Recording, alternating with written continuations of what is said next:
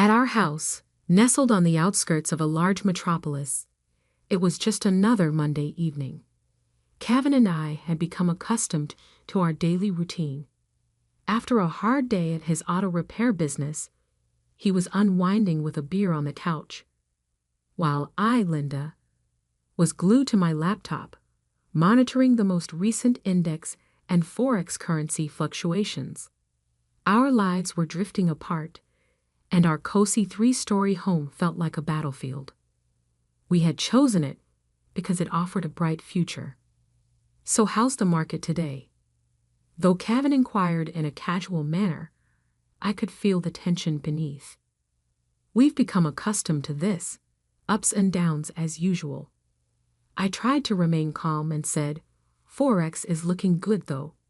Kevin scoffed and put down his beer with a little too much force. "Forex once more.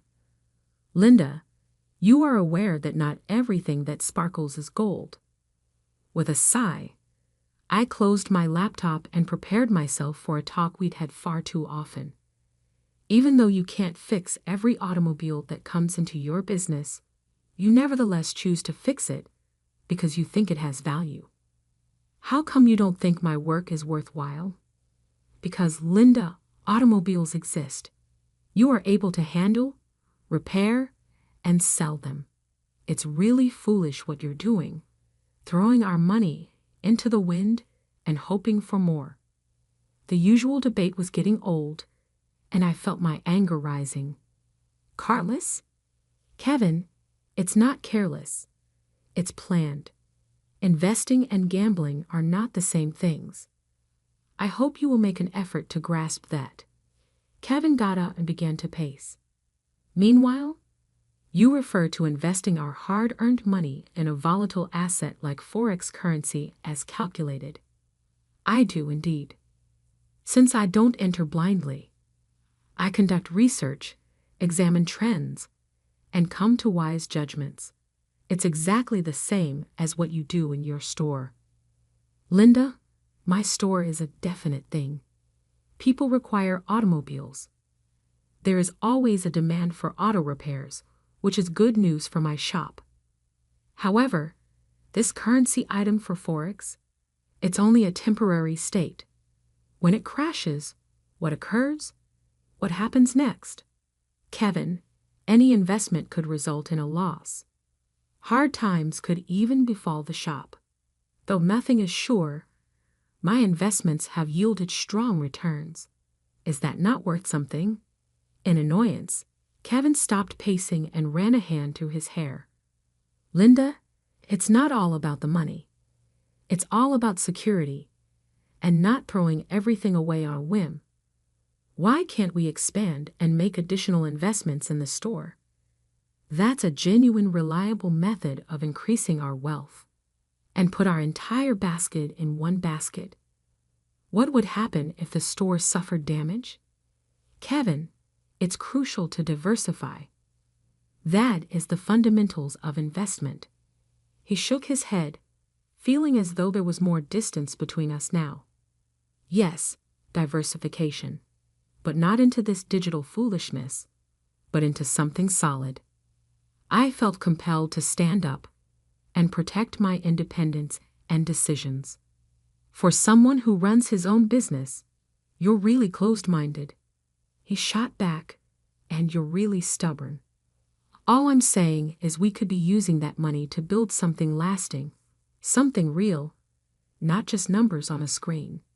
The conversation was stalling, as usual. All right, let's just decide to disagree. You don't criticize my investments, and I won't criticize the way you run your store. Kevin exhaled, his energy from the fight ebbing away. All right, but keep this in mind, Linda. Don't claim I didn't warn you when everything blows up in your face. The strain in our lives extended beyond the tension that existed between Kevin and me. The dynamics of his family threw another knot in the tension. We visited his parents and sister frequently because we lived close to them, and every time we did, I was reminded of how differently we thought about family and responsibility.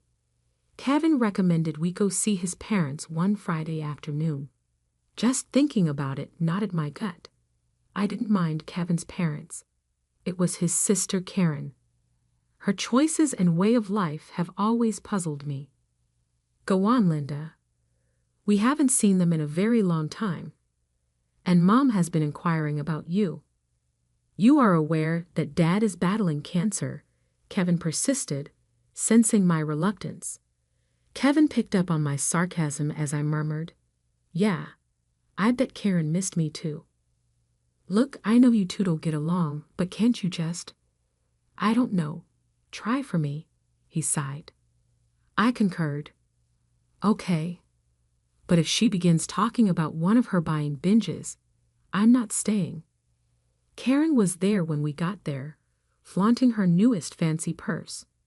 I was immediately irritated by her smug superiority complex. "Observe this. I only received it yesterday.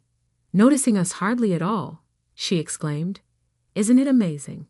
"It's something," I said, trying not to get irritated.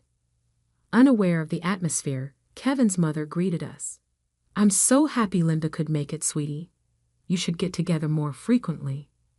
Karen took over the conversation, rambling on about her most recent trip and her shopping exploits, and the day stretched on. I spoke very little and tried to remain composed, but I was getting impatient. "So, Linda, still playing with your index and bits?" Karen gave a snide, disdainful tone. "Karen, it's known as investing," I shot back, my frustration seeping out. "You should try it someday instead of squandering money on stuff you don't need." I saw Kevin's warning glance, but it was too late. Karen snorted. "Making investments? Please. Like playing online slots is something to take pride in. When I spend money, at least I can display my investment." Unable to resist, I shot back. "Something to show until it goes out of style next season." "That's enough, both of you." Kevin's dad interrupted, his tone harsh. "We're here to enjoy each other's company, not to argue." The remainder of the visit was spent in awkward silence. Kevin couldn't contain his annoyance as we drove away. "Why do you have to agitate her, Linda? Could you please give it up for one afternoon?" "Me provoke her? She's the one who started it with her snide remarks. I'm just not going to sit there and take it. Sometimes I wish you'd try a little harder for the sake of peace." "Try harder, Kevin. I'm not the one splurging on luxuries and flaunting them in everyone's face. Why doesn't anyone tell her to stop acting like a spoiled brat?" "Because she's family, Linda. We look out for each other, even if we don't always agree with what they're doing." "That's the thing, Kevin. Looking out for each other is one thing, but enabling bad behavior is another. There's a difference, and it's about time someone pointed it out to her." Kevin sighed, weariness clear in his voice. I know. But what can we do? She's set in her ways, and Mom and Dad aren't going to change how they treat her. It's not just about Karen, Kevin. It's about us too. How are we supposed to plan for our future when there's always going to be this financial black hole in your family? "We'll figure it out, Linda. We always do." The news hit us hard and fast. Kevin's dad, Mr. Thomas, had lost his battle with cancer. One moment we were talking about treatment options, and the next we were mourning. Amid the shock and grief, Karen took charge of the funeral arrangements. It wasn't long before she dropped a bombshell. Sitting in our living room, Kevin looked like a storm cloud had settled over him. "Linda, Karen says the funeral is going to cost $90,000. She expects us to cover half." I almost choked on my tea. $90,000? Kevin, that's crazy. Are we paying for a funeral or a royal wedding? Kevin's face darkened, his eyes narrowing. "Now's not the time, Linda. This isn't about the money. It's about giving my dad the send-off he deserves." $90,000? There has to be a mistake. That's just too much. Kevin's voice rose, and I could see the vein in his forehead pulsating. My dad just died, Linda, and here you are arguing over money. What's wrong with you? I flinched at his harshness. I'm not arguing, Kevin. I'm just shocked. We've never even spent that kind of money on our own house. Kevin stood up abruptly, his chair scraping the floor. You know what? I don't need this. I don't need you telling me what's too much for my father's funeral. If you can't look past your spreadsheets for once, maybe you should just stay out of it. His words hurt, but I swallowed my response. This was grief talking, not my Kevin. I'm sorry, Kevin. I'll transfer the $50,000 to Karen. It's just, this is a lot to take in. Kevin paced the room, his hands buried in his hair, a gesture of frustration I knew all too well. Yeah, well, it's not just about the money, Linda. It's about doing right by him. And if that means paying whatever it costs, then so be it. When I confirmed the transfer to Karen, Kevin barely acknowledged it. He seemed lost in his own world of grief and anger. The distance between us felt immense, even though we were just a few feet apart in our living room. Walking into the funeral agency, I felt the weight of the world on my shoulders. The past few days had been a blur of grief and confusion, but nothing could have prepared me for what I was about to find out. I'm here for Mr. Thomas's funeral, I told the woman behind the counter, trying to keep my voice steady. She looked up from her computer with an apologetic expression. I'm sorry, ma'am, but you're a day late. Mr. Thomas was cremated yesterday. My heart stopped. What? But I was told the funeral was today. She shook her head gently, her eyes full of sympathy. The family requested to move the date forward. I'm very sorry for your loss and the confusion. I stood there in shock, my mind racing. How could Kevin not tell me? Why was I kept in the dark about such an important change? Fuming, I dialed Kevin's number, my finger shaking with anger and disbelief. Kevin, why didn't you tell me the funeral was moved? I just showed up like a fool, only to find out I missed everything. Kevin's voice was cold and distant. Because I didn't think you cared, Linda. All you've done is complain about the costs and question every decision. Why would I think you'd want to be there? Because he was my father-in-law. Because I'm your wife. How could you just leave me out like that? My voice cracked, a mix of hurt and fury. Well, maybe not for long, he shot back, and I could hear the bitterness in his voice. What's that supposed to mean?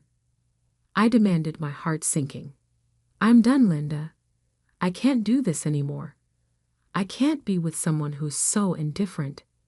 You care more about your bitcoins and index than this family. I got the divorce papers ready. His words hit me like a slap in the face. Divorce? Was he serious? You're kidding, right? Over this? Kevin, we can talk about it. We can work things out. No, Linda, it's too late. The house is going up for sale. We'll split everything and go our separate ways. That was it. I was speechless, the reality crashing down on me.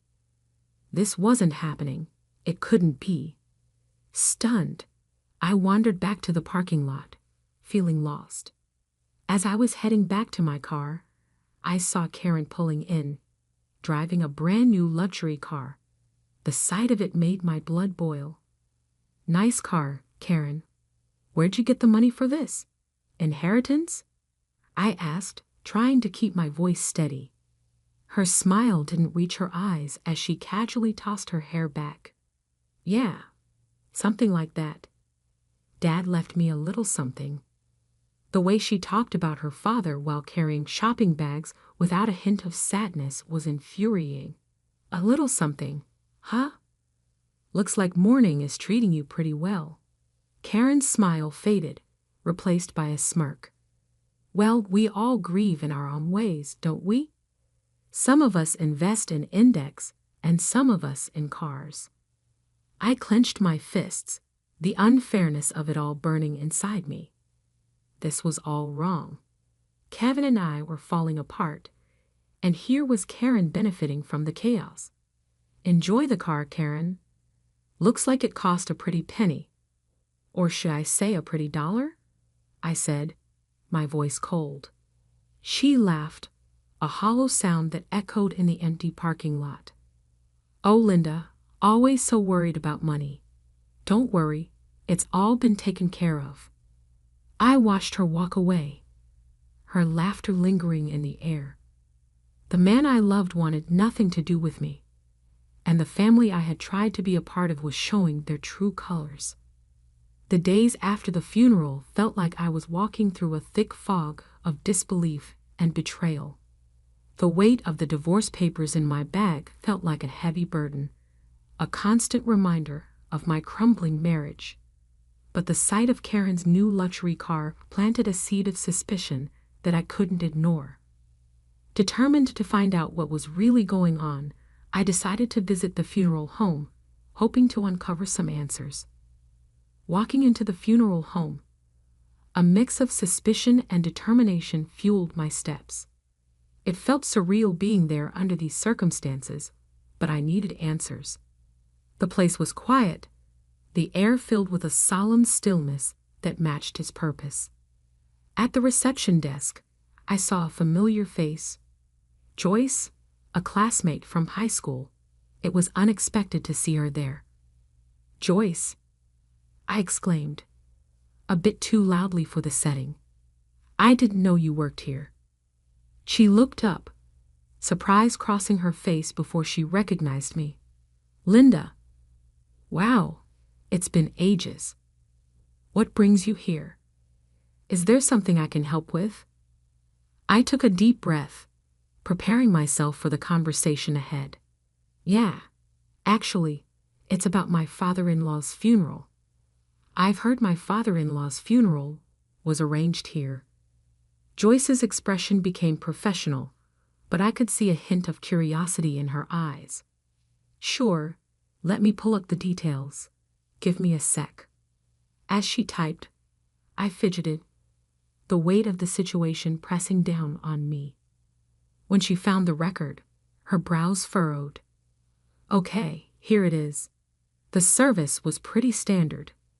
Cremation was requested, keeping things simple.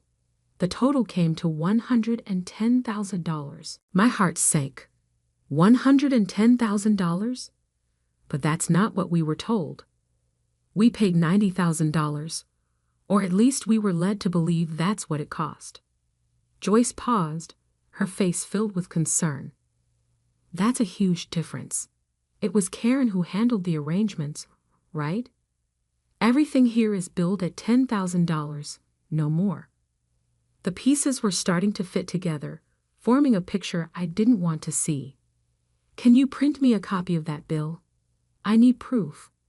Sure thing, Joyce said, her tone sympathetic. She quickly printed out a copy and handed it to me. Holding the paper, it felt like I just found a key piece of a puzzle that could unravel a bigger deception. Thanks, Joyce. I need to sort this out. Armed with the printout from the funeral home, my next step was confronting the family, especially Karen. The air felt heavy as I drove to my mother-in-law's house, where I knew they'd all be gathered, probably discussing the estate and the aftermath of the funeral. My stomach churned with a mix of dread and determination. When I arrived, the house was eerily quiet. I hesitated at the door, gathering my courage before stepping inside.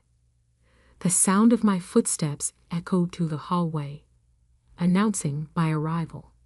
In the living room, Kevin, Karen, and my mother-in-law were seated, looking like a picture of mourning that was about to be shattered. My mother-in-law, her eyes shadowed with grief, broke the silence first. Dear, we missed you yesterday at the funeral.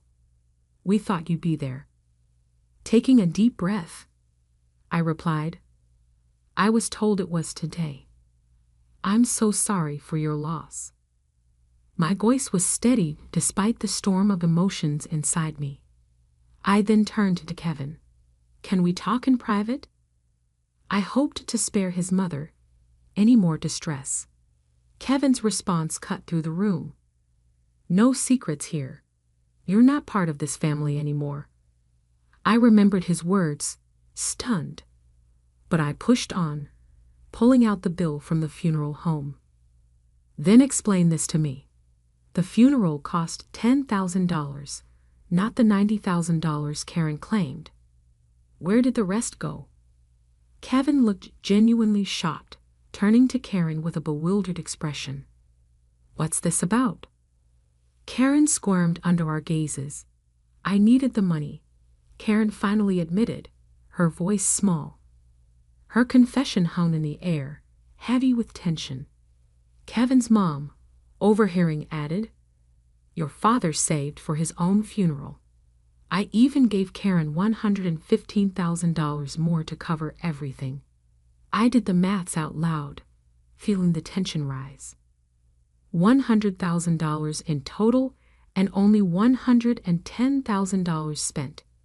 Karen, where's the rest? Flustered, Karen admitted to spending the money on a new car for herself, her eyes avoiding mine. I expected Kevin to explode, but instead, he gently told Karen, "You shouldn't have done that. Be more careful next time." His response shocked me. "Careful? She committed fraud, Kevin, and you're okay with that?" Kevin's justification left me stunned. "You wouldn't understand. You've got no family. You don't get what it means to stick together." That was the last straw. In front of everyone, I signed the divorce papers with a flourish. "Karen, you owe me $50,000. Pay up, or I'm going to the police." Kevin's protests followed me as I walked out, but I didn't look back. I had seen and heard enough. The betrayal was complete, and so was my resolve. As I walked away, the finality of my decision settled in. There was no going back, only forward, away from the lies and deceit that had tainted what I once considered family. It seemed strange to pack my life into boxes and to be seeing the events of someone else's narrative. The harsh reminder of how temporary everything was provided by the for sale sign outside the house. By midday, I was making myself at home in a little flat that felt more like an upgrade than a decrease. My phone rang that night when I was going through the relics of my former existence. I was no longer attached to Kevin's name as it flashed on the screen. I answered, curiosity winning out over bitterness. Kevin's voice seemed louder than normal, telling Linda to back off from Karen. "Take a step back." I gave a sharp, frigid laugh. "Kevin, not a chance. I want it back because she took it from me. Your sibling is a pilferer." Kevin was silent for a while. "Her relatives," he could not comprehend. "Relatives?" I sneered. "Kevin, that ship has sailed. You and your sister are merely folks I used to know, in my opinion." I interrupted him as he attempted to argue. "Preserve it. I'm going to file charges if Karen doesn't return my money in 3 weeks. And you keep quiet about it. You now mean nothing to me." I felt a mixture of relief and melancholy after hanging up. My former love was only a memory at this point. The man I had once loved had turned into just one more thing standing in my way of getting my life back. 3 weeks later, my $50,000 was returned to me with a tap on the door. Karen was standing there, smirking, her posture belligerent. She spat, pushing the envelope into my hands and saying, "Here's your money. You money-grubbing witch, happy now." Eyeing the envelope steadily, I took it.